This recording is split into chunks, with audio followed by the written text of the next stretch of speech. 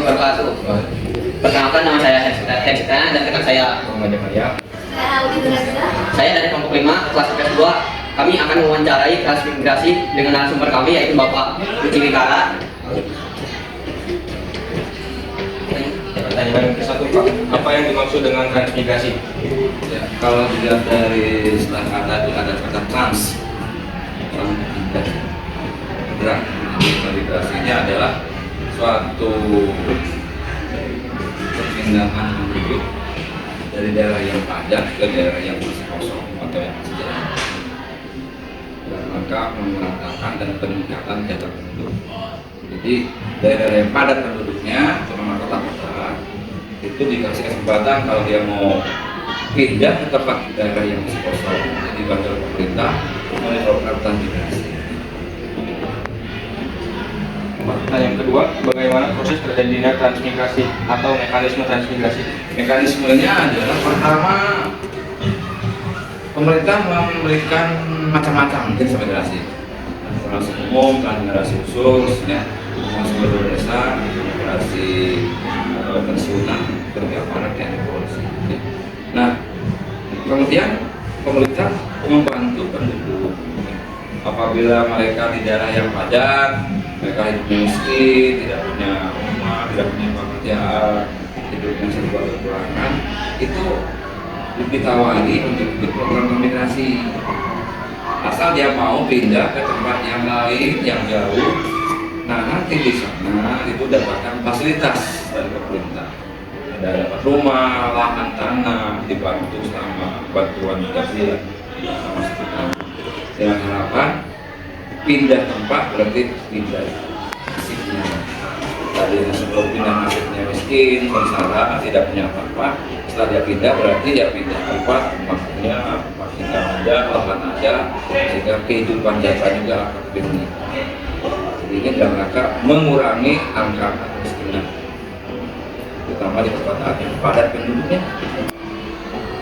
Pertanyaan yang ketiga, kapan dimulai proses transmigrasi di Indonesia? Ini tahun 1980-an udah ada.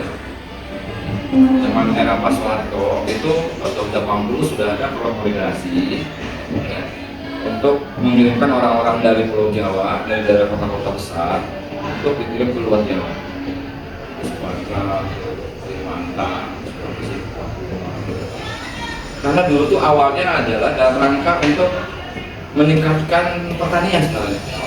Jadi meningkatkan daerah pertanian di luar Jawa. Karena di luar Jawa tuh para petaninya belum ngerti cara nanam padi, cara bertanam yang lain. Sedangkan orang-orang Jawa itu ada orang-orang yang jago dalam pertanian. Nah, daripada mendatangkan petani ke sana, udah aja sekarang satu keluarga petani itulah kami migrasi. Tapi petani yang di luar di Jawa ini mereka tidak hidupnya miskin, petani tapi miskin. Dia nggak punya sawah, nggak punya rumah, tapi petani yang menjadi seluruh orang lain. Terutama daerah perkotaan, kan banyak petani asalnya orang desa petani merantau ke kota, tapi dia sengsara. Berarti ilmu pertaniannya ada, tapi dia itu tinggalnya di kota karena di desanya udah nggak punya sawah. Nah, dia ikut migrasi, jadi pengalaman ilmu pertaniannya sudah ada, sehingga dia pindah ke Sumatera, Kalimantan, bagaimana menanam padi, nanam pala, jadi udah ngerti. Karena dulunya juga backgroundnya, pengalaman hidupnya pernah jadi petani di desanya. Cuma ke bawah untuk pindah ke kota, ke kotanya jadi sengsara itu kan. Pertanyaan keempat, mengapa pemerintah merencanakan program transmigrasi? Satu, yang penting itu meningkatkan kesejahteraan penduduk, karena masih ada yang kehidupan penduduk Indonesia yang hidup di bawah kemiskinan. Yang kedua adalah ingin pemerataan penduduk jangan terlalu padat di Pulau Jawa. Jadi banyak di luar Jawa itu lahan-lahan kosong, lahan-lahan bekas hutan, tapi belum digarap. Ya, karena nggak ada orang di sana, susah, nggak ada petani yang ahlinya. Maka program migrasi ini adalah dalam rangka memanfaatkan lahan-lahan kosong di luar Jawa, bekas hutan, sebagai nanti dijadikan lahan pertanian yang subur gitu. Karena nggak ada petani di sana. Dan yang ketiga adalah untuk keamanan, karena Pulau Jawa ini padat, luar Jawa masih kosong kan. Kalau pulau-pulau itu masih kosong penduduknya, bahaya juga segi keamanan negara kita. barangkali penjajah bisa jadi orang itu barang. Pertanyaan terakhir Pak, bagaimana dampak positif dan dampak negatif dari program transmigrasi Pak? Jelas kalau positifnya itu ada meningkatkan kesejahteraan, peningkatan ekonomi bagi yang integrasi.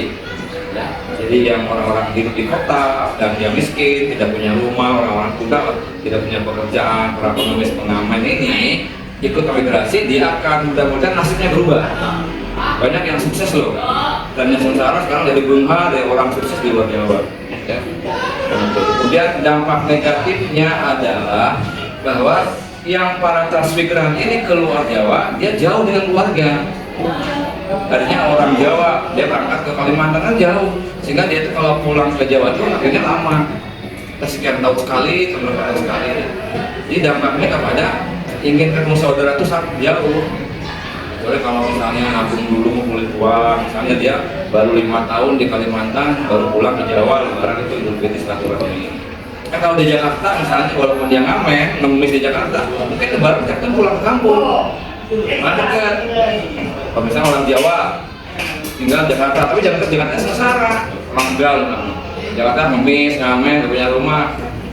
Kalau sekali bisa pulang ke Tegal, dekat. Tapi kalau dia di Kalimantan, artinya kan dia jauh. Jadi silaturahmi itu lama ketemunya, negatif. Tapi justru dampak positifnya gitu. Terima kasih atas waktunya Pak. Sekian dari kelompok kami, kurang lebihnya mohon maaf. Wassalamualaikum warahmatullahi wabarakatuh.